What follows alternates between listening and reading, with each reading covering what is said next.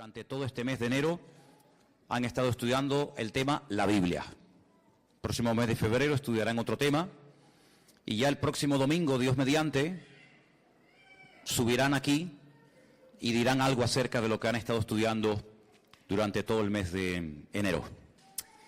Vamos a orar un momentito, hermanos, por favor, vamos a orar. Cierra tus ojos ahí donde estás. Queremos pedir la ayuda, el respaldo, la bendición del Señor sobre este tema, sobre este estudio que estamos comenzando nuevamente, las famosas 7 iglesias del Apocalipsis. El domingo pasado vimos el mensaje del Señor a la iglesia de Éfeso. Hoy nos tocaría estudiar el mensaje del Señor a la segunda iglesia, la iglesia de Esmirna. Pero vamos a orar. Padre Celestial, te damos de verdad, de todo corazón, muchas gracias por el privilegio que nos das de tener tu palabra en nuestras manos. Gracias, Señor, por este regalo maravilloso, este libro perfecto que revela tu corazón, Señor, que nos da la información genuina y correcta para que nuestra vida sea una vida edificada sobre la verdad. Y pedimos que en esta tarde tu palabra que va a ser expuesta, Señor, sea expuesta con la gracia de tu Espíritu Santo y que pueda caer en corazones realmente preparados y sedientos de palabra. Y como dice este hermoso libro, que el que tenga oídos para oír, que oiga lo que el Espíritu dice a la iglesia. Señor, que en esta tarde verdaderamente tú puedas hablar a nuestras vidas y podamos salir de aquí sabiendo que tú hoy has hablado a nuestras vidas y a nuestros corazones. Ponemos este tiempo de estudio de tu palabra en tus manos y pedimos tu ayuda y tu respaldo en el nombre de Jesús. Amén. Vamos al libro de Apocalipsis, hermanos, por favor, y vamos a leer el mensaje del Señor a la iglesia de Esmirna. Capítulo 2 del Apocalipsis, por favor. Capítulo 2, del versículo 8 al versículo 11. Apocalipsis capítulo 2, del versículo 8 al versículo 11.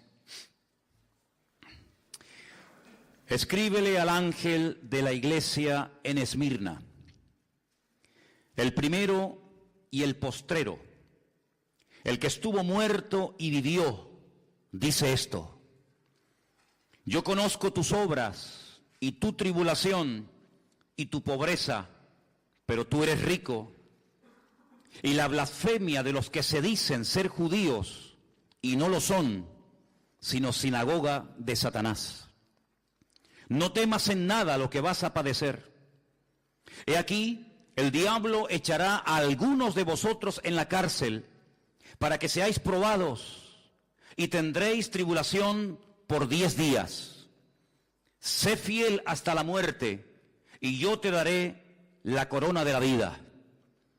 El que tiene oído, oiga lo que el Espíritu dice a las iglesias. El que venciere no sufrirá daño de la segunda muerte. ¿Cuántos dicen amén? Gloria a Dios, gloria a Dios. Hemos dicho que el libro del Apocalipsis contiene la última y más amplia revelación acerca de la persona de nuestro Señor Jesucristo.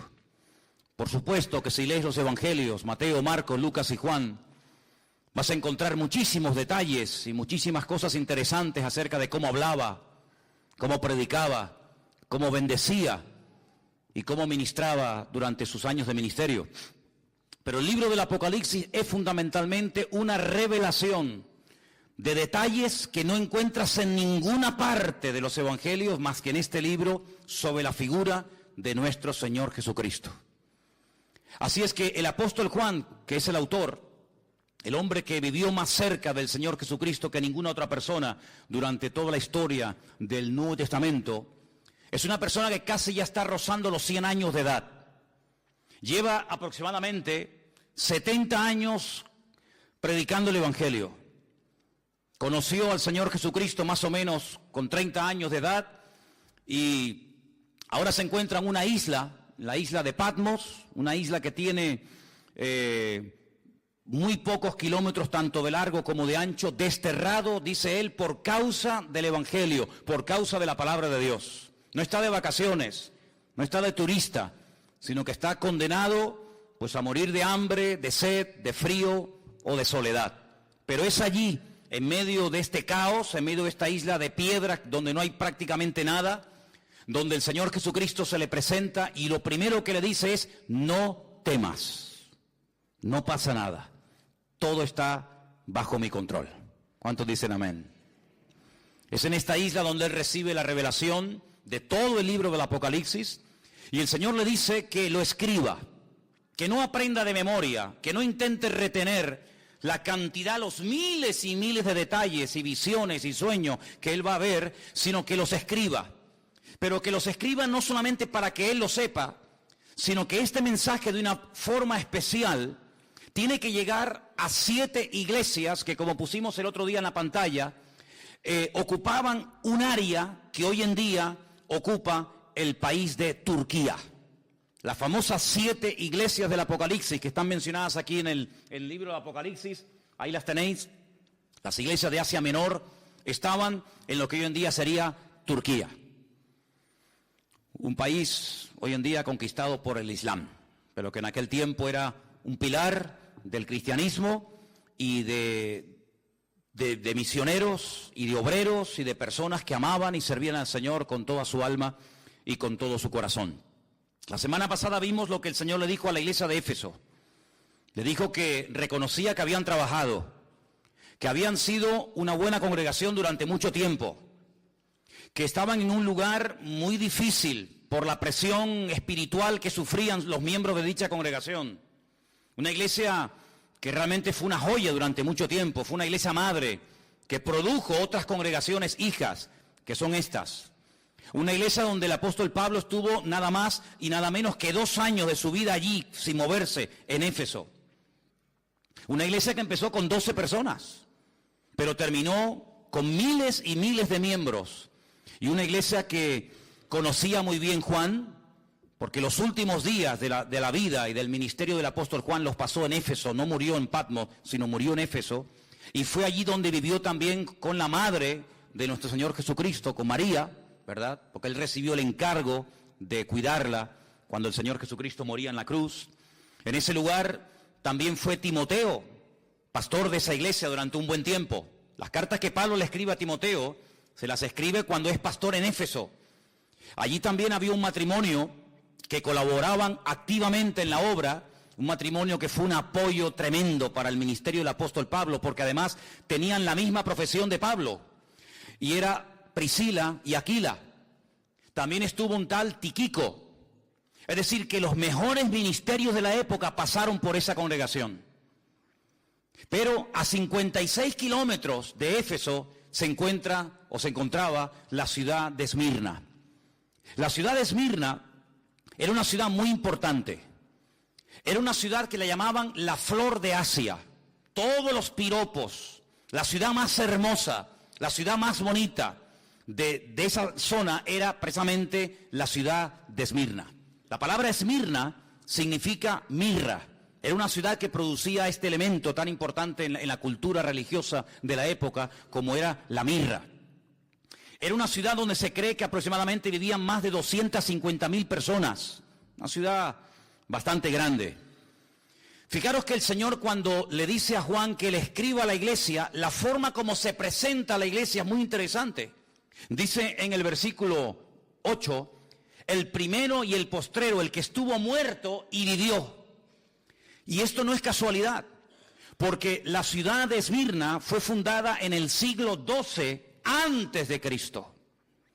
Pero los lidios, no los libios, los lidios con D, la destruyeron completamente. Pero ustedes saben que Alejandro Magno, que tenía 4 generales muy importantes que tienen que ver mucho con la profecía del libro de Daniel, uno de ellos se llamaba Lisimaco, y decidió resucitar de los escombros a la ciudad de Esmirna. Después de 400 años de permanecer destruida, este general griego decidió volver a reconstruir la ciudad de Esmirna. Sí, una ciudad que estuvo muerta durante 4 siglos, pero que cuando Juan le escribe esta carta era una ciudad hermosa y activa y comercial y una ciudad muy importante.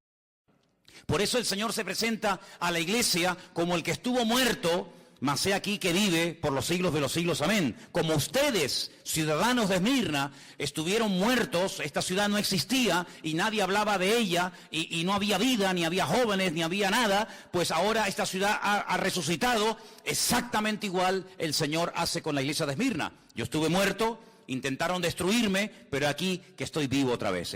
Por esa razón el Señor se presenta de esta manera a esta iglesia. Es una ciudad hermosa, espiritualmente hablando muerta, espiritualmente hablando pobre, pero materialmente tremendamente rica. Qué paradoja, ¿no? Una ciudad rica, una ciudad donde sobraba trabajo, una ciudad próspera, pero espiritualmente tremendamente pobre. Cuando ustedes leen, por ejemplo, la carta de quien la haya escrito a los hebreos, dice que muchos hermanos en aquella época sufrían el despojo de sus bienes materiales. Por eso la iglesia de Esmirna estaba pasando, entre comillas, una crisis económica. Por eso dice, ustedes son pobres, pero pone entre paréntesis, pero sois ricos, en el sentido de que lo más probable es que las autoridades romanas de la época le hayan quitado todas las posesiones materiales a los hermanos de dicha congregación.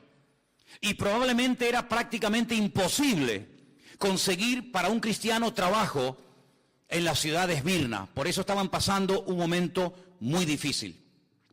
Pero no solamente en esta ciudad había estos problemas, sino que además en esta congregación el Señor les da una palabra de advertencia. Es una de las pocas iglesias de las 7, es una de las pocas congregaciones que no recibe, digamos, una palabra de exhortación para corregir el rumbo, en el sentido de que hay falsa doctrina, enfriamiento del amor o falsas profecías. No.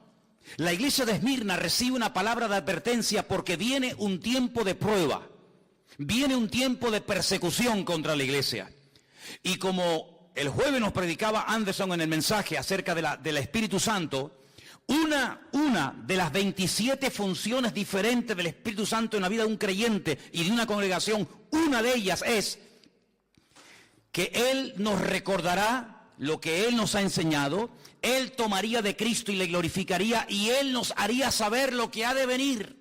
En otras palabras, la iglesia de Esmirna tenía que estar preparada antes de y no después de. El Señor Jesucristo les dice a través de este mensaje que vienen 10 días de persecución. Ahora, no es algo literal.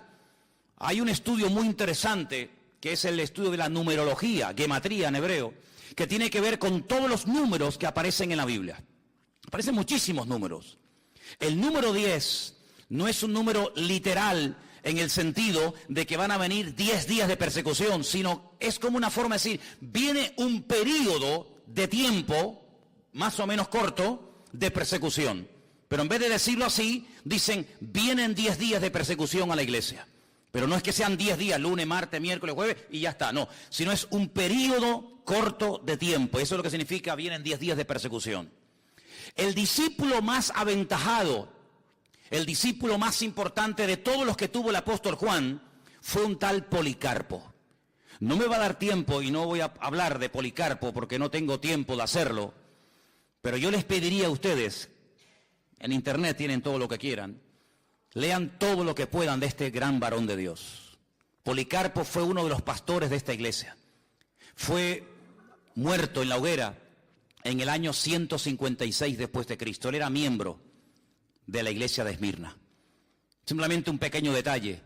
Cuando lo llevaron para prenderla en la hoguera y habían puesto la hoguera encendida para meterlo dentro y le dijeron, te damos la última oportunidad, si reniegas de Cristo, si te retractas en cuanto a tu fe, te libras de la muerte. Y él dijo, no hace falta que me lleven a la hoguera, porque durante más de 80 años he estado sirviendo al Señor, jamás se ha portado mal conmigo y en el último momento de mi vida no le voy a renegar. Y dice que él salió corriendo y se metió dentro de la hoguera y de esa manera dio su vida por el Señor. Y esto fue en la famosa ciudad de Esmirna, la iglesia donde Policarpo asistía. Así que cuando leemos en el versículo 10 que viene tiempo de prueba, que viene tiempo de persecución a la iglesia no podía decir, es que no sabíamos nada. Yo nunca me olvidaré cuando un día, no sé cómo ni quién lo hizo, recibimos un correo, y fue un correo que muchas iglesias recibieron, de un pastor sirio. Un pastor de Siria mandó aquí una vez a esta congregación y a otras un mensaje. Y él decía, si nosotros hubiéramos orado más, cuando tuvimos tiempo para orar, si nosotros nos hubiéramos verdaderamente preparado y no hubiéramos perdido tanto el tiempo en cosas vanas y en cosas que no, al fin y al cabo no sirven para nada, hoy muchos de los hermanos de nuestra iglesia que han muerto como mártires estarían vivos. Pero no tuvimos tiempo, entre comillas, para oír la voz de Dios, para prepararnos. Y entonces bombardearon nuestra iglesia, quemaron nuestra congregación, mataron a muchos hermanos de la iglesia, porque no estábamos preparados. En el tiempo de libertad no nos preparamos creyendo que este tiempo iba a durar siempre, y no nos hemos dado cuenta de que nuestro país está siendo destruido. Y la última comunidad del mundo de hermanos nuestros que todavía hacían el culto y leían la palabra y hablaban en los cultos en arameo, el idioma de los tiempos del Señor Jesucristo, pues prácticamente desapareció. Y me venía esto a la mente porque el Señor lo que hace a través de su siervo Juan es decir a la iglesia, prepárense hermanos, que vienen tiempos difíciles, que vienen tiempos de tribulación, que vienen tiempos de prueba, pero no temáis. Como diciendo, todo está bajo control. El enemigo no podrá hacer con ustedes ni con nadie lo que quiera, sino que él irá hasta donde yo le permite llegar. ¿Cuántos dicen amén? Miren lo que dice el versículo 9, qué interesante. Yo conozco tus obras y tu tribulación y tu pobreza. Déjenme que les diga este dato, porque si en algún momento lo oyes o alguien te hace este comentario, quiero que tú ya sepas de antemano lo que te puede decir alguien. En la mayoría de los manuscritos que se han utilizado para traducir del griego al castellano este texto, en la mayoría, no en todos, en la mayoría de los textos, la palabra obras no aparece. Para que si algún día alguien te hace ese comentario, no te quedes con la boca abierta y diciendo, ¿no? No. En la inmensa mayoría de los manuscritos, el texto dice, yo conozco tu tribulación y tu pobreza. En muy pocos manuscritos aparece la palabra obras. Por lo tanto, es un detalle que tienen que tener en cuenta. Pero no varía el texto en absoluto. Yo conozco tus obras, tu tribulación y tu pobreza, y la blasfemia de los que se dicen ser judíos y no lo son, sino sinagoga de Satanás. Aquí la palabra tribulación, hermanos, no solamente es un tiempo de persecución, de matanzas, de martirio y de crímenes, sino habla también, hace referencia a un tiempo de presión. A un tiempo en el que será muy difícil vivir tu vida y tu relación con el Señor. Un tiempo en el que vas a tener que aprender a trabajar y a moverte y a servir al Señor bajo presión. Y es que cuando vamos a la palabra de Dios, encontramos que el Señor nos quiere enseñar y nos quiere capacitar para poder trabajar y para poder servir al Señor en todo tipo de situaciones. No solamente cuando hay aplausos y reconocimiento y abundancia, etcétera, etcétera, lo cual es muy fácil, sino que el Señor fundamentalmente está más interesado en preparar y en entrenar a su pueblo para la tribulación, para la presión y para las dificultades que realmente para la prosperidad y para la abundancia. Y eso es lo que el Señor le está diciendo a la iglesia. Vienen tiempos en los que los creyentes en esta ciudad de Esmirna van a ser tremendamente presionados. Se van a sentir como gente pobre, como miserables, pero recuerden, ustedes son ricos. Porque la riqueza del creyente no depende de su patrimonio, porque la riqueza del creyente no depende de lo que tiene, sino depende de lo que es y al Dios que sirve. ¿Cuántos dicen amén? Por lo tanto dice, ustedes se sienten como pobres, no tenemos dinero, no tenemos mucho poder adquisitivo, no tenemos muchos recursos económicos, pero olvídense de eso. Vuestra riqueza no es lo que tenéis, vuestro patrimonio, que nadie os puede quitar, dicho sea de paso, es la presencia y la gloria del Señor en vuestras vidas. Además dice que habla de la blasfemia. La palabra blasfemia se podía haber traducido, y yo pienso que hubiera sido una mejor traducción, por palabra calumnia. Es decir, vienen tiempos en los que a ustedes les van a levantar calumnias. Es decir, van a utilizar las autoridades contra vosotros, falsos testigos que os calumnien, para tratar de frenar el avance y desterrar definitivamente el testimonio de Jesucristo en la ciudad de Esmirna. Y uno dice, pero ¿cómo es posible todo esto? Te vuelvo a repetir, porque el Señor dice que para el mundo viene un tiempo de persecución para la iglesia, pero la iglesia lo tiene que tomar desde un punto de vista de que está siendo probada por el Señor. Y dice la Escritura que la fe del creyente, tarde o temprano, sí o sí, tiene que ser probada por el fuego. Y una vez que sea probada, esa fe realmente sea una fe a prueba de bombas. Y sepa moverse en toda situación y en toda circunstancia, bajo presión, bajo libertad, bajo persecución o bajo lo que sea. Habla acerca de un tipo de personas en la ciudad de Esmirna que dice, se dicen judíos. Y esto tiene una doble interpretación. Unos comentarios dicen que cuando Juan emplea la palabra que hay personas que se dicen judíos, puede ser que efectivamente fueran judíos de raza, personas judías que se oponían al avance del evangelio y al establecimiento de la obra del Señor en Esmirna. Puede ser. Pero otros comentarios dicen que puede ser que eran personas con tendencias judaizantes. Es decir, personas que no eran realmente judías, pero que querían hacerse pasar por judíos. Y la pregunta es, ¿por qué se querían hacer pasar por judíos en aquella ciudad? Porque los judíos gozaban en Esmirna del beneplácito de las autoridades. Porque se cuenta que en un momento de la historia, cuando la ciudad quiso ser restaurada, quiso ser reconstruida, los judíos levantaron de su patrimonio personal enormes cantidades de dinero que le dieron a las autoridades romanas y de esa manera recibieron el apoyo, el beneplácito de las autoridades, y ser judío en la iglesia, en la ciudad de Esmirna, no en la iglesia, perdón, en la ciudad de Esmirna, pues era un punto a favor, pero ser cristiano evidentemente era meterte en follones.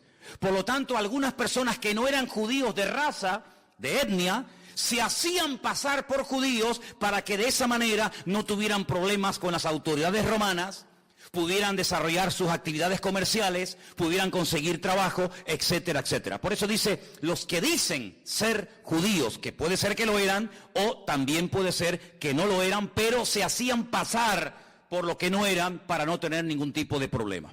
En otras palabras, cuando alguien se hace pasar por lo que no es, la Biblia utiliza un término muy directo, y es la palabra hipocresía.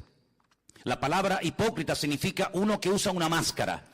La palabra hipócrita se utilizaba en el teatro greco-romano, cuando los actores utilizaban caretas para ocultar la identidad y para hacer un papel que no era verdaderamente el suyo, no era la esencia propia de ello, pero a los actores se les llamaba en cierto sentido hipócritas, no como un término despectivo, sino simplemente como alguien que utilizaba un disfraz, una careta, para que no se le reconociera públicamente. Hoy en día la mayoría de los actores actúan a cara descubierta, pero en aquellos tiempos no era así el teatro, era diferente. Por lo tanto, lo que el Señor está tratando de decir aquí es que la iglesia no tiene que parapetarse, no tiene que esconderse, no tiene que disfrazarse de nada ni de nadie, sino que tenemos que ser lo que somos con todo orgullo para la gloria del Señor. ¿Cuántos dicen amén? Dice el texto que iban a ser perseguidos. Y yo quiero pararme aquí y decir varias cosas referente a esto. Nosotros en este momento, aquí en Europa, concretamente aquí en España, no estamos siendo perseguidos. Pero esto no fue siempre así. Esto no fue siempre así. El que ahora en este momento no quemen nuestras iglesias, no echen a nuestros hijos de las universidades y de las escuelas, que nos dejen leer la Biblia, que podamos tener un culto con un cartel fuera y cantar y todo el barrio oírnos, no siempre fue así. En este país ha habido persecución. España es un país bañado con sangre de mártires. España es un país donde han muerto miles de creyentes por la causa del Señor Jesucristo y por el Evangelio. No siempre fue permitida la lectura de la Escritura. Nosotros somos el resultado y el producto de muchos hermanos que pagaron un precio altísimo para que hoy en día nuestra juventud y nuestros niños, y nosotros incluidos, podamos disfrutar de esta libertad. Pero no siempre fue así, queridos hermanos. Y es que si tú estudias la historia de la iglesia desde que nació prácticamente hasta el día de hoy, la iglesia siempre en algún momento de la historia ha sido perseguida. Tenemos ahí en el tablón de anuncios de la iglesia, yo les pediría que después se acerquen y lo vean, los países donde en este momento están nuestros hermanos sufriendo terribles persecuciones. Sin lugar a dudas, de todos los países que en este momento hay persecución, el más el más complicado, el más difícil, donde realmente es un peligro el ser creyente, es en Corea del Norte. Es el país donde más persecución hay en este momento contra la iglesia. Pero, por ejemplo, en China, hasta hace muy poco tiempo, la persecución contra los cristianos ha sido horrorosa durante años, durante décadas, ¿verdad?, del régimen comunista.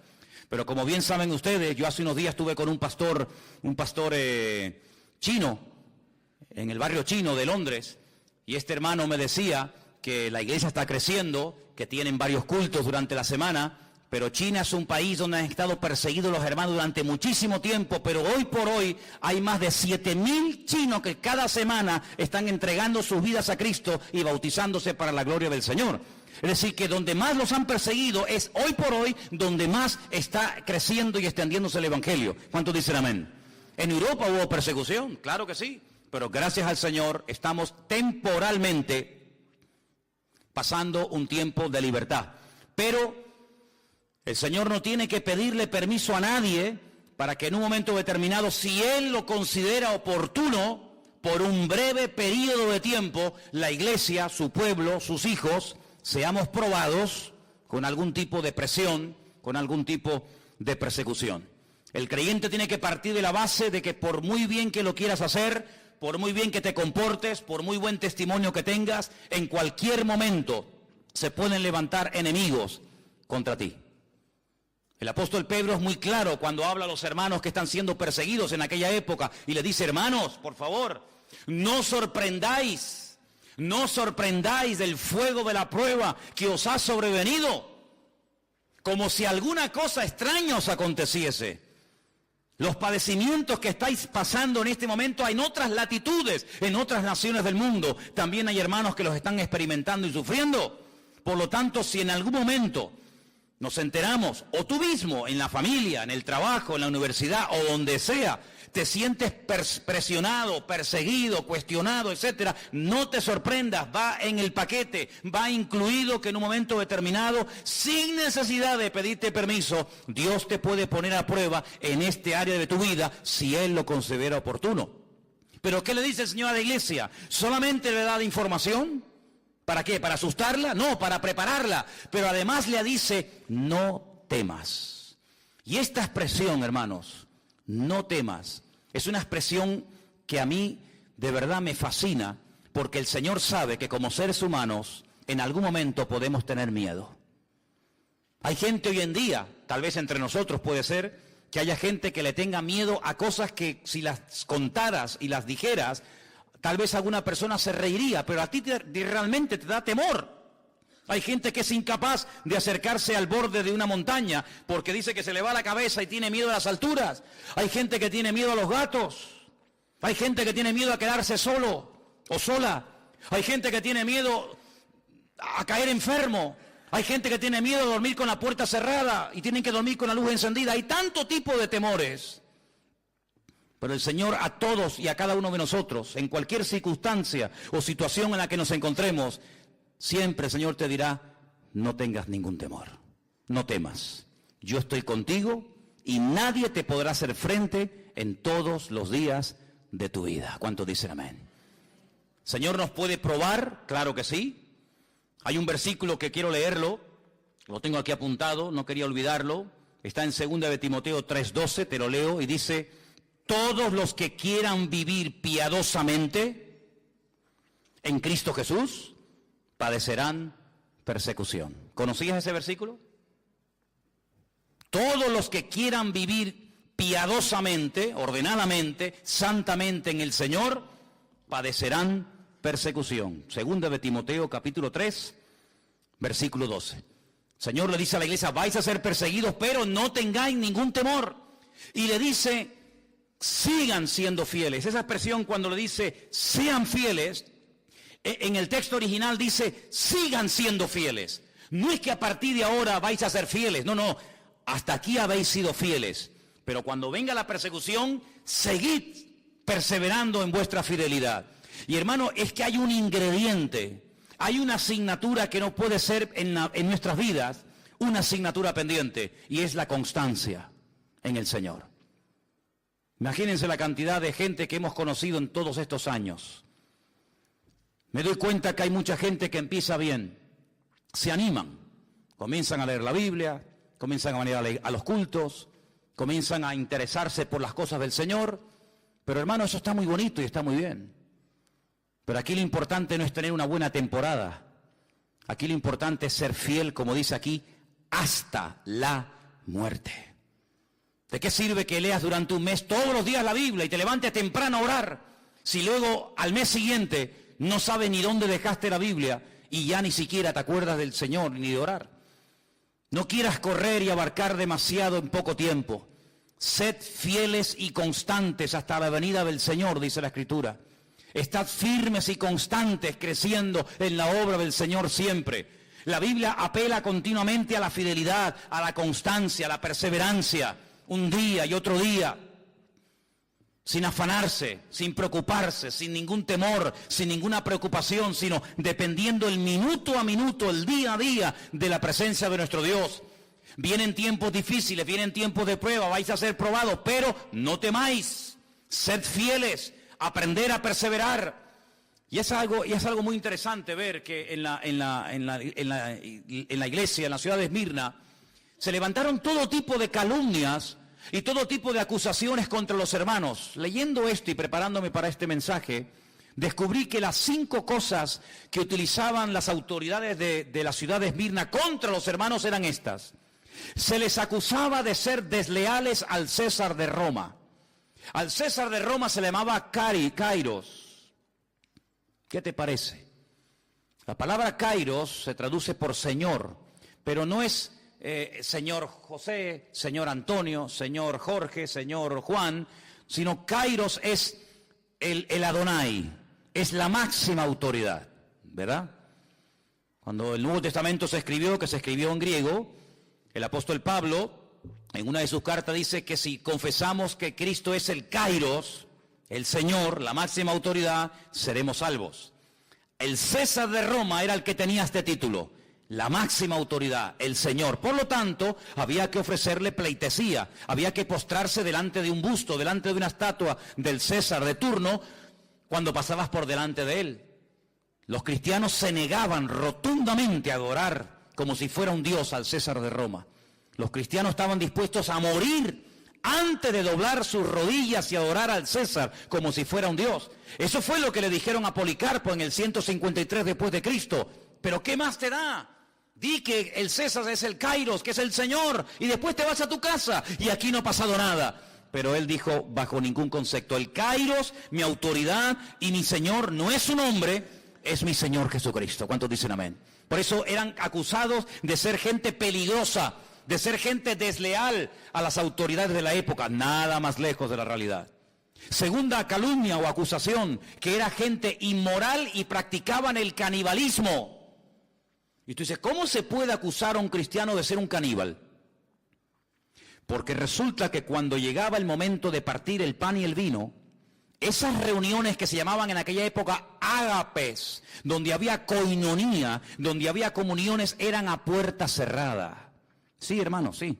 Eran a puerta cerrada. No podían entrar gente que no fuera realmente miembros de la congregación. No podían entrar visitas. No podían entrar inconversos. Los ágapes, cuando se repartía el pan y el vino, aquel pacto, aquel nuevo pacto, donde el Señor dijo, el que no come mi carne y el que no bebe mi sangre, y sabemos que es algo metafórico, de ahí que tenemos que estudiar hermenéutica, ¿verdad?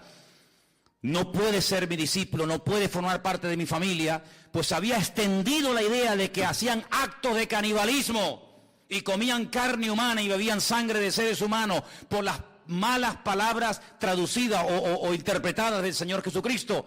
Y decían que esos actos eran como lo que hacían los romanos, orgías y lugares de promiscuidad sexual, y los acusaban de eso.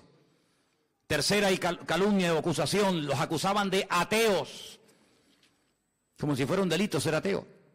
Pero como no eran politeístas, como no adoraban a Afrodita, ni a Apolos, ni a Júpiter, ni a ninguna divinidad de la época, sino que adoraban a un solo Dios y que encima no se le podía representar en forma de hombre o de mujer, los llamaban ateos, personas peligrosas, porque eran personas en contra de la religión establecida de la época. Los acusaban de incendiarios. Ahora pueden entender por qué Nerón les echó la culpa a los romanos de haber prendido fuego a Roma, lo cual no fue cierto, que le hicieron los cristianos, sino fue él. ¿Por qué? Porque en los cultos se hablaba mucho acerca del infierno. Se hablaba mucho acerca de las llamas eternas del fuego del infierno. Y entonces les acusaban de que esta gente algún día le prendería fuego a las fortalezas romanas, a los templos romanos y a las ciudades romanas y las terminarían destruyendo. Y finalmente los acusaban de romper familias. El evangelio a veces distancia y separa miembros de la familia. Seamos sinceros. La Biblia nos enseña que a veces cuando una persona se convierte, tus familiares por un tiempo, no siempre, pero por un tiempo, pueden llegar a convertirse en tus peores enemigos.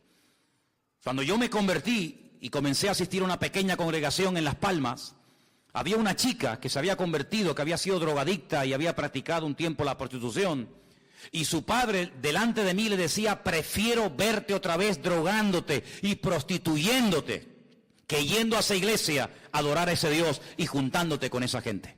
¿Y cómo un padre le puede decir eso a una hija? Pues se lo decía, hermanos. Y a veces cuando tú te conviertes al Señor con toda la alegría, ¿verdad? Y con todo el gozo del mundo que conlleva el tener a Cristo en tu vida, vas a tu hermano, a tu sobrino, a tus hijos, a tu padre, a tu madre, a tu marido, y resulta que se te vuelven en contra. Y tú dices: pero ¿cómo puede ser esto?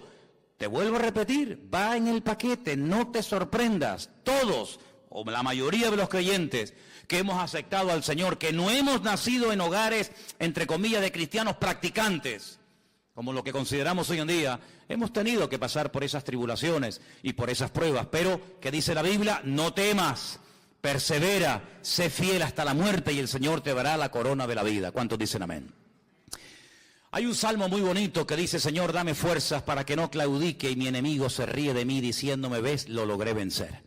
Así que mentalízate de que hay ojos, hay familias, hay amigos, hay vecinos, hay compañeros de trabajo que te observan, que te estudian, que te analizan y están esperando el más mínimo fallo para enseguida tirarse encima de ti. Por eso tienes que buscar más que nunca al Señor, porque la vida cristiana no se ha diseñado para vivirla herméticamente en una burbuja que nadie se entere. No somos espías del reino de Dios, somos testigos del reino de Jesucristo. ¿Cuántos dicen amén? No hacemos las cosas a escondidas, sino que somos luz y sal de la tierra y queremos que todo el mundo y las puertas de nuestra iglesia estarán siempre abiertas para que cualquier persona en cualquier momento pueda venir y grabar y filmar y sacar fotografías y hacer lo que quieran, porque no nos ocultamos, porque no tenemos ningún temor de decir: somos hijos del Rey de Reyes y Señor de los Señores, y no nos avergonzamos del Evangelio, porque el Evangelio es poder de Dios para salvación. ¿Cuántos dicen amén?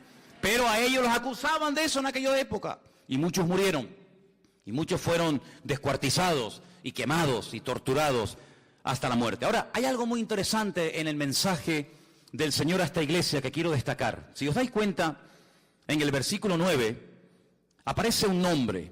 Dice que había personas que, decían ellos que eran judíos y no lo eran, sino sinagoga de Satanás. Y luego aparece en el versículo 10 la palabra diablo. La palabra Satanás, que significa adversario, es un nombre que viene del hebreo. En hebreo no se dice Satanás, se dice Satán, que significa adversario. Y después en el versículo 10 aparece la palabra diablo, que significa acusador. Es el mismo personaje, pero como a veces aparece, habéis visto en la Biblia, ¿no? Seol y Hades. ¿Habéis visto, no? Es lo mismo, es el mismo sitio, pero uno está dicho en griego y otro está dicho en hebreo. Bueno, pues Satanás está dicho en hebreo y diablo está dicho en griego, pero es la misma persona. Lo que pasa es que el significado de Satanás es adversario, como he dicho, y el nombre diablo significa acusador. ¿Por qué dos nombres en el mismo pasaje a la misma iglesia? Por una sencilla razón. Porque el nombre es el código genético de la persona. El nombre es mucho más que una señal identificativa. Si yo digo, por ejemplo, a ver, Ferrari, ¿qué les viene a la cabeza? Un coche. Cristiano Ronaldo.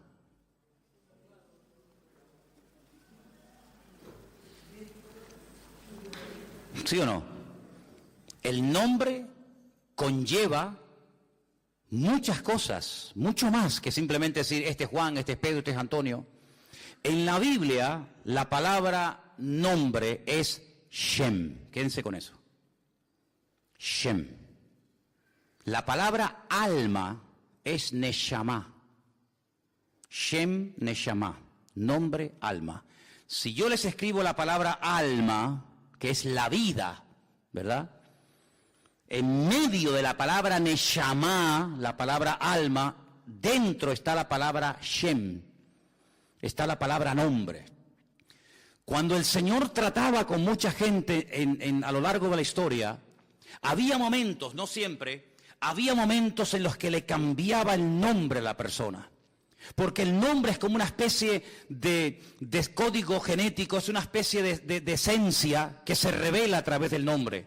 Cuando vieron en un parto que un niño salía y que el otro que era gemelo la agarraba por el talón, por el calcañar, dijeron en ese momento, ¡ay, mira, es un Jacob! Es un suplantador, es uno que quiere salir primero y agarra al hermano por el pie. Y le pusieron Jacob. Porque es uno que quiere suplantar, no quiere salir del primero, pero el hermano se le adelantó. Ya dije una vez que en la cultura hebrea el tema de los gemelos se explica con una botella. Si en una botella de cuello muy estrecho metemos una piedra y después volvemos a meter otra piedra, ¿qué piedra sale primero? ¿La primera que metió o la segunda? La segunda. Entró una piedra, se fue al fondo, metí otra piedra y se quedó encima de la piedra anterior. Luego la segunda que entró sale la primera y la primera que entró sale la segunda. Así se explica en hebreo el tema de los gemelos. El primero en ser fecundado sale el segundo y el segundo fecundado sale el primero. Jacob quería salir el primero y le agarra el tobillo a su hermano y le dijeron suplantador. Por eso la característica fundamental de la vida, de la esencia, de la personalidad de este personaje era que él siempre quería lo del otro. La bendición de mi hermano la quiero yo. El mejor lo quiero yo. Él siempre quería ir el primero.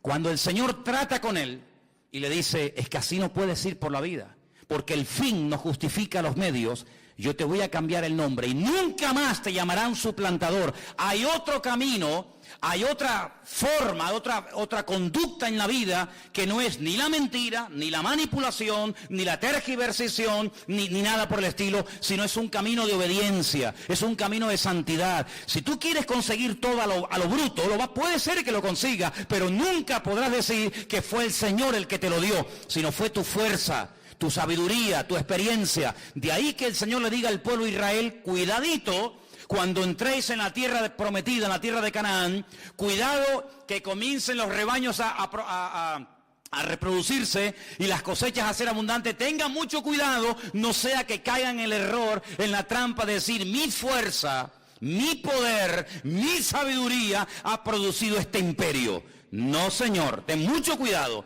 porque antes de la caída es la altivez de espíritu y la soberbia. Como tú creas que el que suple tu necesidad es tu trabajo, eres hombre muerto, amigo. Como tú creas que tu experiencia y tu sabiduría es la que te ha ido abriendo camino en la vida, te estás atribuyendo la gloria a ti y se la estás robando al Señor. Lo que tienes, o se los atribuyes al Señor y nadie te lo puede quitar, o como tú te atribuyas la gloria, ten cuidado que lo que tanto sacrificio te costó conseguir, mañana cualquiera te lo puede quitar. Lo que Dios da, nadie te lo quita, pero lo que tú dices que tú has conseguido con el sudor de tu frente y con tu trabajo, ¿no os dais cuenta que Adán tenía que vivir del sudor de su frente? ¿Pero el creyente tiene que vivir del sudor de su frente? Dice, sí, no, Señor. Adán tenía que vivir del sudor de su frente porque tú te has desconectado de mí. Yo te di el paraíso, yo te di lo mejor y tú te has desconectado de mí, por lo tanto a partir de ahora te buscas la vida. Eso es lo que significa en versión Manolo Sierra, ganarás el pan con el sudor de tu frente. ¿No me quieres? Búscate la vida. A partir de ahora vas a comenzar a sudar. Conmigo no ibas a sudar nunca. A partir de ahora cuando sudes vas a decir, madre mía, ¿cómo cuesta sacar estas patatas? ¿Cómo cuesta conseguir este trabajo? Claro, pero cuando vamos al Nuevo Testamento, encontramos que el modelo que Cristo nos enseña es otro. Dice, el justo por la fe vivirá. Tú eliges. ¿Quieres sudar la camiseta y tú ser el que consigue las cosas de la vida? Adelante, amigo, no hay ningún problema. Pero si quieres, te enseño otro modelo de vida. y es depender del Señor. El pan nuestro de cada día, dánoslo hoy. Al fin y al cabo, ¿qué es más difícil? ¿Vivir por tu esfuerzo personal o vivir por fe? Bueno, habrá respuestas para todo. Pero cuando vamos a la palabra de Dios, nos encontramos que el Señor lo que quiere es que aprendamos a depender de Él, que nos conectemos a la fuente. ¿Y la fuente quién es? Nuestro Señor Jesucristo. ¿Cuántos dicen amén? Dile al que está a tu lado, ¿cómo quieres vivir tú? ¿Como Adán o como Cristo? Tú decides, amigo. Tú decides cómo quieres vivir. Seréis probados. No es malo ser probado. Es una buena señal. Es una buena señal. ¿Sabes cuál es una mala señal? Que no te esté pasando nada. ¿Sabes a quién no le pasa nada? ¿Sabes a quién no critican? ¿Saben a quién no calumnian? ¿Sabes quién nunca se siente mal si sube el petróleo o baja el petróleo? Si pierden el trabajo. ¿Saben quién? Los muertos. Nunca vas a ver una manifestación de muertos en el cementerio de San Lastenia. No nos hacen caso. Nos tienen aquí abandonados, metidos en cajas. No me traes flores, te has olvidado de mí, te has enamorado de otro hombre, te has enamorado de otra mujer. Los muertos no se quejan, porque nadie se mete con ellos, es con los vivos. Por lo tanto, el ser probado es una buenísima señal, querido. ¿Y probado en qué? ¿En qué fue probado Cristo? ¿En qué fue probado Cristo? Dice la Biblia, ¿en qué fue probado? ¿En qué? En todo. ¿Y tú crees que nosotros vamos a ser mejores que Él y no vamos a ser probados en todo? Si Él fue probado en todo, ¿qué garantía tienes tú de que Él no permita, si lo desea, en un momento determinado que tú y yo también seamos probados en todo? ¿Cómo vas a conocer la fidelidad de Dios si toda la vida vives en abundancia?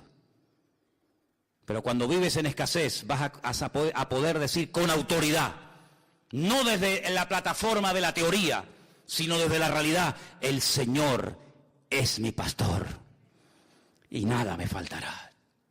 Yo sé lo que digo, ¿verdad?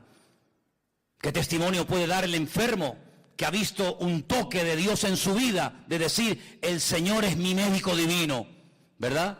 Luego hay pruebas que fortalecen tu fe, hay pruebas que descubren la naturaleza del Dios al cual sirves, y la esencia del Señor no se conoce en la abundancia, sino se conoce en la prueba, porque la prueba es una bendición de Dios para la vida del creyente. Dios, como dije antes, no tiene que pedirnos permiso.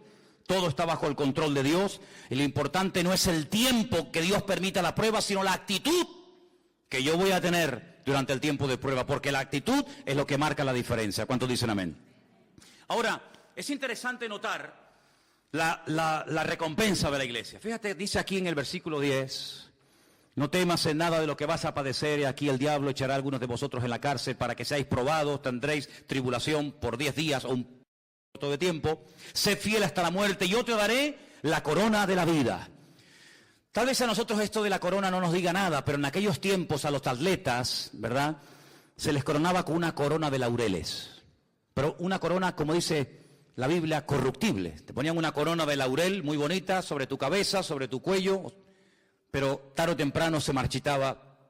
Era una corona corruptible, pero el galardón, la corona que el Señor le dará a sus hijos que sean fieles hasta la muerte, es una corona, dice, incorruptible. Y esta mañana cuando leía esto, me dio algo, un vuelco en el corazón, porque la palabra iglesia está en plural en el versículo 11 y en todos donde lo leas. El que tiene oído, oiga lo que el Espíritu le dice a la iglesia. ¿Dice eso? No. A las iglesias, no es lo mismo la iglesia que las iglesias. Es como cuando, por ejemplo, he oído gente que dice el versículo, a los suyos, a los Juan 1:11, a los suyos vino y los suyos no le recibieron. Yo a veces me quedo callado, no les digo nada, pero eso no dice la Biblia. ¿Ah, no? No. Algunos dirán, no, en la mía sí dice eso. Yo me corto un brazo como el de la película de la noche, que la Biblia suya no dice, a los suyos vino, sino que la Biblia dice, a lo suyo vino, y los suyos no quisieron recibirlo. Si yo vengo a lo mío, yo vengo a cumplir con la voluntad de mi Padre, yo vengo con un propósito eterno, y si ustedes no lo quieren recibir, no es problema mío, pero yo vengo a lo mío. Yo vengo a hacer la voluntad de mi Padre. No vengo a agradarles a ustedes, vengo a agradar a mi Padre. Y cada palabra que sale de mi boca no sale por mí mismo, sino que el Padre me da autoridad para que salgan esas palabras. Y las obras que yo doy dan testimonio de que mi Padre me está avalando y me está respaldando en lo que estoy haciendo. Bueno, pues así como ese versículo no dice eso, este tampoco dice que el que tiene oído para oír, oiga lo que el Espíritu dice a la iglesia. Bueno, pues si tengo que oír lo que el Señor dice a la iglesia, pues estaría... No, dice a las iglesias. Es decir, te amplía la visión, una visión amplia.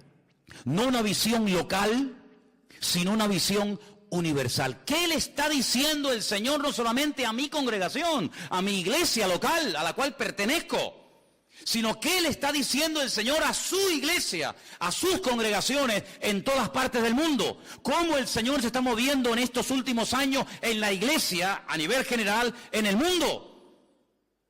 Eso me interesa saberlo a mí. ¿Por qué? Porque si tú estudias lo que se llama eclesiología, que es el estudio, el desarrollo de la iglesia a lo largo de la historia, tú te das cuenta que el Señor no trató con nuestros hermanos en la década de los años 80, igual que trató a los hermanos de la década de los años 60.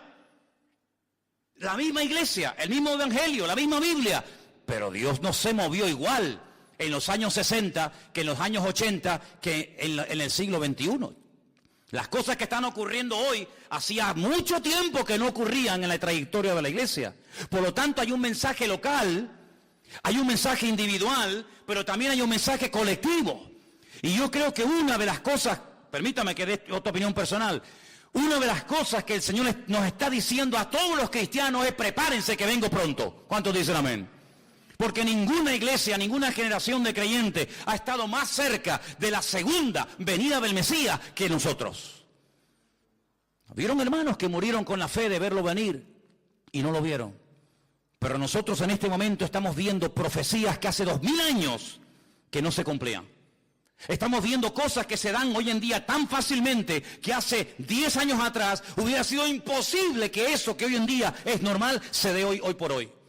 Por lo tanto, es muy importante que abramos los oídos y estemos atentos. Y hay algo que nos puede ayudar, a veces no tanto, pero a veces nos puede ayudar, y es oír las noticias, leer los periódicos, ver cómo habla la gente del mundo, ver cómo hablan en las tertulias, ver cómo hablan los políticos, y te das cuenta de que ha empezado el principio de dolores. Ustedes que están en la calle y que conocen a tanta gente de la calle, tú no palpas, no te das cuenta cómo habla la gente, qué preocupaciones tiene, qué temores tienes. Por eso dice la Biblia que en los últimos tiempos las iglesias tienen que estar atentos a los mensajes en plural que Dios está lanzando a su pueblo, porque el Señor no ha parado de hablar. El problema es que hay muchos que han dejado de oírle. Y cuando una persona no le oye es porque o no quiere oír o porque es sordo. Y la iglesia no es sorda, pero hay creyentes que a veces no quieren oír ciertas y determinadas realidades. Ahora, dice que la promesa para la iglesia es que les daría una corona de vida, pero algo muy interesante que le promete a esta iglesia, y es que no experimentarían, no sufrirían ningún daño de la muerte segunda. A lo mejor algunos de ustedes saben lo que es la muerte segunda, pero otros dicen, ¿cómo que la muerte segunda? Voy a ver si lo digo bien. El que nace una vez, morirá 2 veces. El que nace 2 veces, morirá una vez. Lo repito. El que nace una vez, morirá 2 veces. El que nace 2 veces, morirá una vez. ¿Lo habéis entendido? ¿Lo podemos decir juntos? A ver si vais a meter la pata. Venga. El que nace 2 veces, morirá una vez. El que nace una vez, morirá 2 veces. ¿Cuántas muertes hay? Bueno, vamos a leer en la Biblia. Que sea la misma Biblia la que nos hable. Apocalipsis 20:11. Vais a ver cómo lo vais a captar al momento, sin ningún problema. O de aquí salimos teólogos o salimos locos como cabras, ¿no? No hay término medio. Apocalipsis capítulo 20, versículo 11. Escuche. casi al final del libro. Vi un gran trono blanco y al que estaba sentado en él, de delante del cual huyeron la tierra y el cielo y ningún lugar se encontró para ellos. Escucha, vi a los muertos, grandes y pequeños, de pie. A los muertos, sí, de pie, ante Dios. Los libros fueron abiertos y otro libro fue abierto, el cual es el libro de la vida. Se hace mucha referencia al famoso libro de la vida. ¿Qué es el libro de la vida? El libro de la vida es el libro de familia de Dios. Ustedes tienen un libro de familia, ¿no? Y ahí aparece el nombre de los hijos, cuando nacieron. Pues Dios tiene un libro de familia, claro, imagínate cómo será el libro. El libro de familia de Dios se llama el libro de la vida. Hay otros libros, la Biblia habla de otros libros, sí, habla del libro donde se escriben lo que hemos hecho. El libro de las obras, ya eso está en el Antiguo Testamento. Pero luego habla del libro de la vida. Y otro libro fue abierto, el cual dice aquí es el libro de la vida. Ahora, un pequeño matiz, permitan que haga esta pausa. La palabra vida en hebreo nunca se puede escribir en singular, ¿vale? La palabra vida en hebreo es hayim y siempre es plural. No hay vida, hay vidas. Es una palabra muy interesante porque la Biblia habla de varias vidas, no de esta vida efímera y pasajera, ¿verdad? Entonces es el libro de las vidas, pero bueno. Fueron juzgados los muertos por las cosas que estaban escritas, ¿dónde? ¿En el libro de la vida? No, en los libros. Luego hay libros de registro de nuestra vida, lo que hicimos y por qué lo hicimos y cómo lo hicimos. No es que yo hice tal cosa, pero ¿cómo lo hiciste, mijo?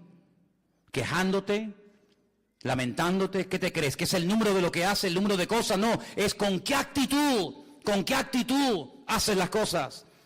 Entonces fueron abiertos esos libros, según sus obras, y el mar entregó los muertos. Ahí estaba Miriam, Leonardo DiCaprio, el de Titanic. El mar entregó los muertos que había en él, y la muerte, y el Hades. Hades es en griego, lugar de los muertos. Seol, lugar de los muertos, es en hebreo, lo mismo. Entregaron los muertos que había en ellos, y fueron juzgados cada uno según sus obras. La muerte, fíjate que es como un ente particular, ¿no? La muerte, no es algo abstracto. La muerte y el Hades, dos cosas diferentes, fueron lanzados al lago de fuego. Esta es la muerte segunda. ¿Te das cuenta? Esta es la muerte segunda. Y el que no se halló inscrito en el libro de la vida fue lanzado al lago de fuego. Cuando una persona nace, y todos los que estamos aquí tenemos en común que todos hemos nacido, unos en un lugar, otros en otro, unos de una manera y otros de otra manera, etcétera. Hemos nacido físicamente, de un padre, de una madre, pero ese nacimiento no nos permite entrar en la vida eterna. Por eso el Señor Jesucristo a Juan en capítulo 3 de San Juan, lo pueden leer después en casa tranquilamente, les dice, mira Nicodemo, déjate de historias. No es que yo sé que tú has venido de Dios porque nadie puede hacer, que te dejes de historia. No quiero piropos, no quiero que me estés haciendo la pelota, Nicodemo. Si no naces de nuevo, no puedes entrar en el reino de los cielos. Nicodemo dijo, ¿qué? Abraham nunca habló de esto, ni Moisés, ni David, ni Jeremías, ni Salomón. Nacer de nuevo, ¿eso qué es? Me estás diciendo que si no vuelvo a nacer del vientre de mi madre, no puedo entrar en el reino de los cielos. Y el Señor le dice, ¿y tú eres maestro de Israel? Y no entiendes esto, ¿por qué tipo de maestro eres tú? Lo que es nacido de la carne, carne es. Y lo que es nacido del espíritu, espíritu es. Vamos a ampliar el concepto. Pablo escribe una carta a los Efesios y les dice, Él, el Señor, os dio vida cuando estabais muertos en vuestros delitos y en vuestros pecados. No solamente de muerte se muere. No solamente una persona está muerta cuando lo llevas al cementerio y lo entierras, sino que hay personas que comen, hablan, respiran, dan discursos políticos, dan clases en la universidad, tienen familia y están muertos espiritualmente hablando, se sobreentiende. Porque somos espíritu, alma y cuerpo. Cuando el alma se separa del cuerpo, pierdes la vida física. Pero cuando el espíritu se desconecta de Dios, aunque tengas vida física, espiritualmente hablando, estás muerto, querido. Y cuando el Señor viene a nuestra vida, Él que dice, yo soy el camino, la verdad y la vida. Y hasta que Cristo no esté en tu corazón, aunque seas el hombre más famoso e importante del mundo, espiritualmente hablando, tú estás muerto. Por eso, si no naces de nuevo, no puedes heredar la vida eterna. Porque si nosotros heredásemos la vida eterna por nuestro nacimiento natural, por nuestro nacimiento físico, ¿para qué tuvo que venir Cristo a morir por nosotros en la cruz? Si ya simplemente por el hecho de nacer, ya soy salvo, entonces, ¿qué necesito yo de salir por las calles y predicar el evangelio a nadie? ¿Qué necesidad tenemos de que Cristo viniera a este mundo? Ninguna. Pero no te das cuenta que cuando Adán se desconectó, cuando Adán se quedó sin la cobertura del Creador, quedó a la deriva. Sí, comía, tenía hijos, se reproducía, tenía amigos, viajaba, cantaba, bailaba, pero estaba espiritualmente muerto. Pero cuando se vuelve a producir la unión, la conexión entre el Creador y la criatura, ese espíritu que quedó desconectado, ese espíritu que quedó muerto, ¡pum!, vuelve otra vez a la vida. Y eso es lo que la Biblia llama nacer de nuevo. Por eso dije, el que nace una vez, es decir, el que nació porque su madre lo parió, pero no nació espiritualmente hablando, morirá 2 veces. Morirá el día que le toque, 14 de mayo del 2016. Hasta ahí llegó Juan Palomo. Ahí se murió. Pero ese hombre resucitará algún día. Y se presentará delante de Dios, ¿sí o no? Y el Señor abrirá el libro y dice, a ver, ven para acá, ¿cómo te llamas? Juan Palomo. Juan Palomo. O Juan Bochúo. No, Juan Palomo no aparece aquí. ¿Cómo que no aparece ahí? Pero si yo era el director de la Caixa, y yo era el catedrático, y yo era... Sí, pero es que aquí no aparecen títulos. Pero si yo di 1 millón de euros a Cáritas, que es que aquí no aparece en este libro lo que hiciste. Juan Palomo, por J, ¿verdad? Sí, si no tenía Juan. No aparece. Condenado a muerte. Otra vez morir, la segunda muerte. La primera ya la tuviste el 14 de mayo del 2016. Ahora otra vez tendrás que morir eternamente. Porque cuando un vecino te fue a regalar una Biblia, te burlaste de él. Porque cuando alguien te invitó a la iglesia, pasaste olímpicamente, dijiste que te ibas a ver el Tenerife con no sé quién. Porque no tuviste tiempo, porque eras el tío más ocupado de la tierra, porque tenías tiempo para todo y para todas, menos para Dios. Entonces ahora vas a morir otra vez, pero de esta no te escapas, amigo. Entonces el que nace una vez, muere 2 veces, el día que te toca y cuando el Señor te juzgue en su presencia. Pero si tú naces 2 veces, yo nací el 2 de octubre de 1961 en Caracas, Venezuela. Yo nací una vez, pero hace no sé cuántos años atrás, alguien me habló de Cristo y yo le dije, Señor, cámbiame la vida, yo acepto a Cristo como mi Señor y mi Salvador personal. Y ese día en Las Palmas yo volví a la vida, volví a nacer de nuevo. Y entonces cuando yo muera, pues moriré una vez, pero cuando resucite y me presente delante del Señor, el Señor me dirá, buen siervo fiel, en lo poco fuiste fiel, en lo mucho te pondré. Entra en el gozo de tu Señor y viviré eternamente en la presencia del Señor. Por eso yo te pregunto esta tarde, ¿cuántas veces has nacido? 1. Ay, amigo, no te queda nada. ¿O has nacido 2 veces? El nacimiento físico nos mete en el planeta Tierra.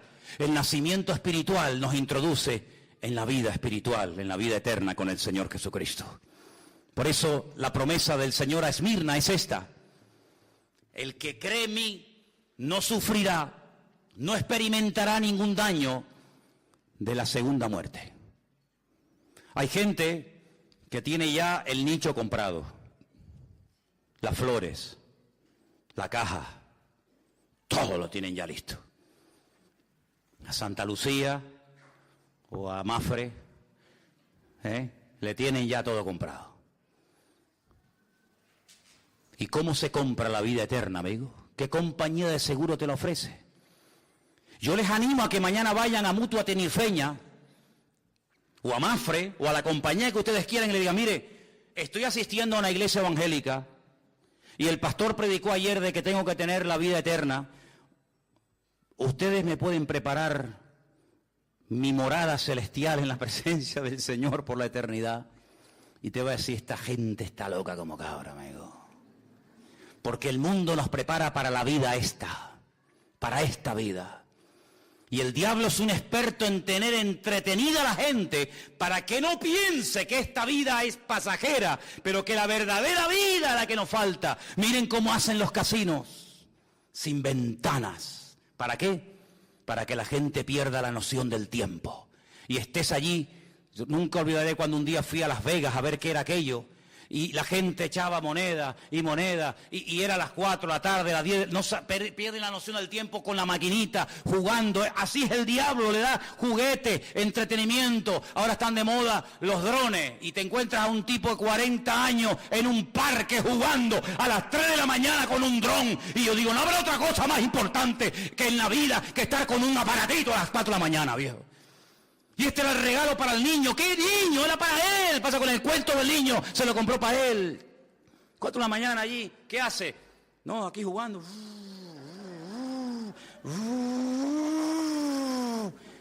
Y yo digo, increíble, hermano. Se le va la vida jugando a los machanguitos. Pero el diablo es un experto en ponerle orejeras a la gente y que no mire para atrás. Y que no sepas que mañana esa esquela que lees en el periódico puede ser la tuya y sea demasiado tarde. Un hombre se dio cuenta demasiado tarde y dice que cuando se vio en el Seol, cuando se vio en el Hades, en tormento, y miró para arriba y vio allí a Lázaro y vio a Abraham, le dijo, Padre Abraham, manda a alguien que me moje, que me eche un poco de agua encima porque estoy en tormentos. Y le contestaron y le dijeron, hay una gran cima, hay una gran separación entre tú y nosotros. Ni vosotros podéis pasar aquí, ni nosotros podemos pasar allá. Es demasiado tarde, querido. Tú tuviste tu recompensa en vida y este pobre la tiene ahora en la segunda vida. Bueno, pues entonces ya que yo no tengo remedio y ya que yo no voy a salir de aquí, estoy condenado eternamente. Ahora me acuerdo que tengo una familia enorme y un montón de hermanos. Manda, Padre Abraham, a alguien a mi casa para que le dé testimonio, para que no vengan aquí conmigo, porque para mí sería terrible ver aquí conmigo a mi padre, a mis hijos, a mis...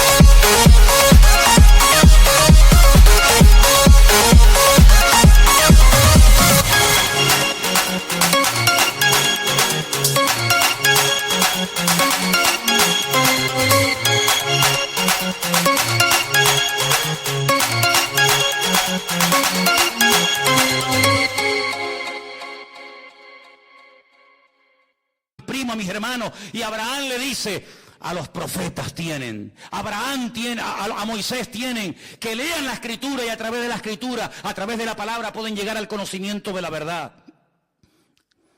¿Tú estás preparado para ese momento? Uno lo ve muy lejos, ¿verdad? Uno dice, pues si tengo 20 y pico, ni siquiera tengo 30 años, veo tan lejos, sí, hermano.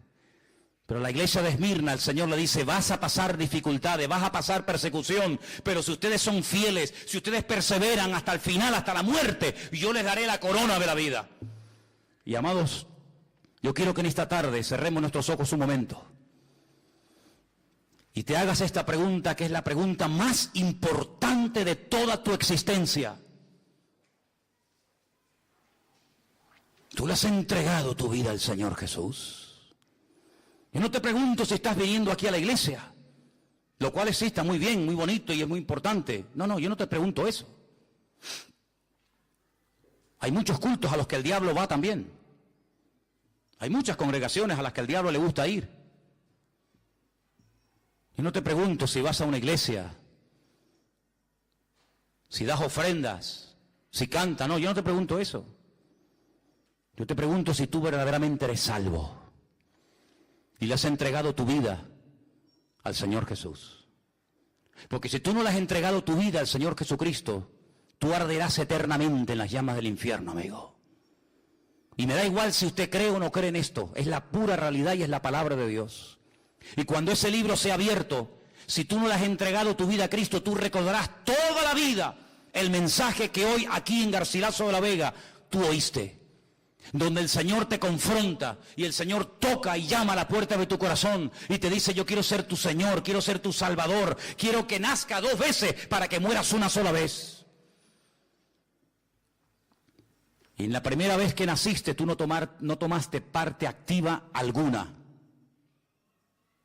Pero en esta segunda vez tú sí puedes decidir cuándo y dónde vas a nacer. Es cuando tú le abras la puerta de tu corazón al Señor y entiendas que el libro del Apocalipsis no se escribió para asustar a nadie, sino para revelar a Cristo y para que la gente le conozca y le sirvan a Él. La salvación no viene con el tiempo. La salvación no se hereda de padres a hijos, de abuelos a nietos. La salvación es personal e intransferible. Nadie se puede salvar por ti, nadie se puede condenar por ti. Los hijos no llevarán el pecado de los padres, ni los padres llevarán el pecado de los hijos, sino que cada uno morirá por su propio pecado. Y por eso en esta tarde yo te pregunto a ti, no si tu abuelo, tu abuela, tu padre, tu madre, no, sino si tú eres salvo, si tú...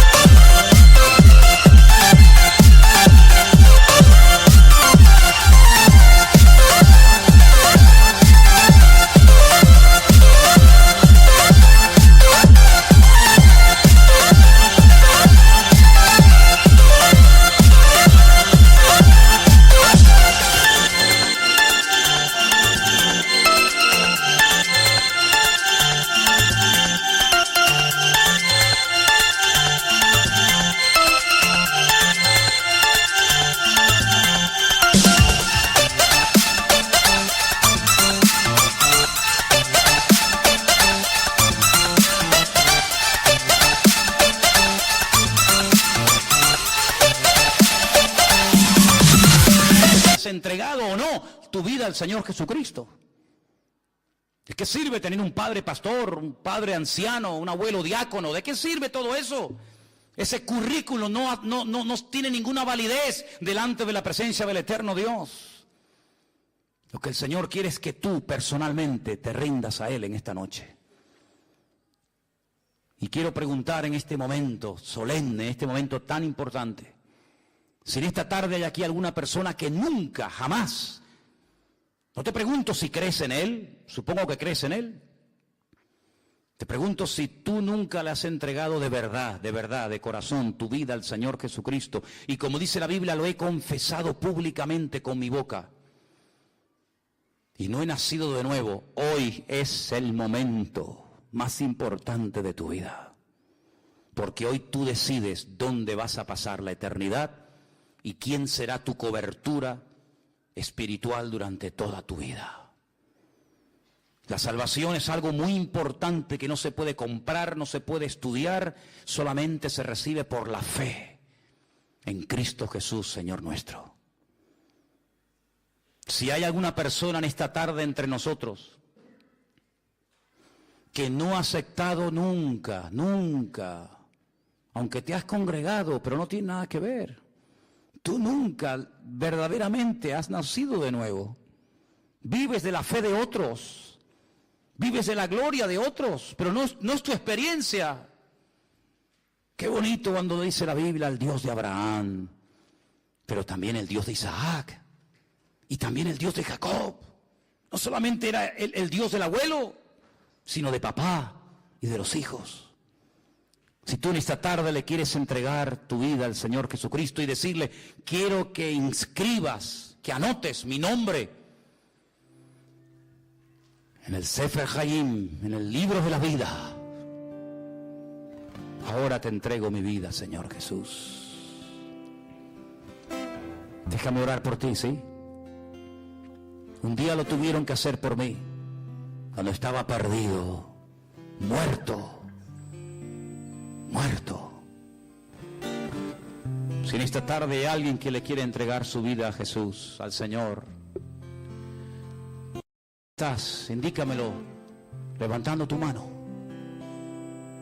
Y levantando esa mano en alto,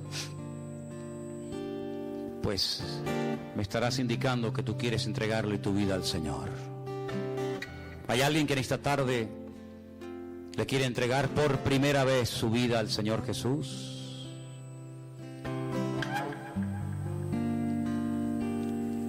Aleluya, Jesús.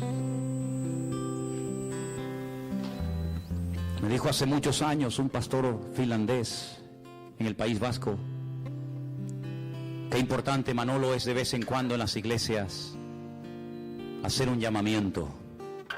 Imagínate que hubiera una sola persona en esa reunión que quisiera entregarle su vida a Cristo. Así que, si en esta tarde hay alguna persona que le quiera entregar su vida a Cristo, pues ahora es el momento. ¿Hay alguien más? ¿Hay alguien en esta tarde? Amén. Cierra tus ojos. Es un momento muy, muy importante. Señor Jesús, te damos gracias por las oportunidades que nos das para salvarnos en este mundo enfermo, en este mundo que tienen de todo, pero están pobres espiritualmente, en una miseria como nunca en la historia de la humanidad. El hombre está en miseria espiritual, en pobreza, en crisis, en bancarrota, porque te han dado las espaldas, mi Dios. Y nosotros nos encontramos en este mundo que no es el nuestro, que estamos aquí simplemente para cumplir unos objetivos y nada más. Nos encontramos a veces como seres insignificantes, pero tu palabra dice que aunque nos sintamos pequeños y pobres, somos ricos, porque la riqueza más grande del mundo es conocerte a ti, Señor. Y te doy gracias por el milagro de la fe. Hoy hemos cantado, aumenta mi fe. Y gracias te doy porque un día me diste la fe que yo nunca tuve, la fe que nunca pude aprender en casa, la fe que no aprendí en el hogar. Te doy gracias porque tú me la diste, Señor. Y es un milagro, lo reconozco. Es un milagro que hoy en día haya hombres y mujeres de fe. Pero te pedimos en esta tarde, Señor, aumenta nuestra fe. Y Señor, permítenos durante este año 2016, Señor, permítenos hablarle a mucha gente, a muchos jóvenes, a muchas personas, del motivo por el cual tú viniste a este mundo. Bendito seas. Aleluya. Aleluya, Jesús. Quiero que estés orando en este momento. Es un momento para estar orando. Ahora todo el mundo tiene que estar orando para que en esta semana el Señor nos dé oportunidades para hablarle a alguien del Señor. Hazte con una Biblia, con un Nuevo Testamento, con algún folleto de la iglesia, que los hay, y pídele al Señor esta semana poder hablarle a alguien del Señor, que no pase por favor esta semana sin haberle hablado a nadie de Cristo. A ese amigo que conoces, a ese compañero de trabajo, a ese vecino, a ese hombre que saludas cada día, que tal vez mañana lo verás, pero dentro de una semana habrá dejado de estar en este mundo. Háblales, sé atalaya de Dios, sé trompeta de Dios, anuncia las virtudes de aquel que te llamó de las tinieblas a su luz admirable. Aleluya. Gracias, mi Dios. Ora y pídele al Señor. Pídele al Señor que te use en esta semana para llevar almas a los pies del Señor Jesús. Aleluya.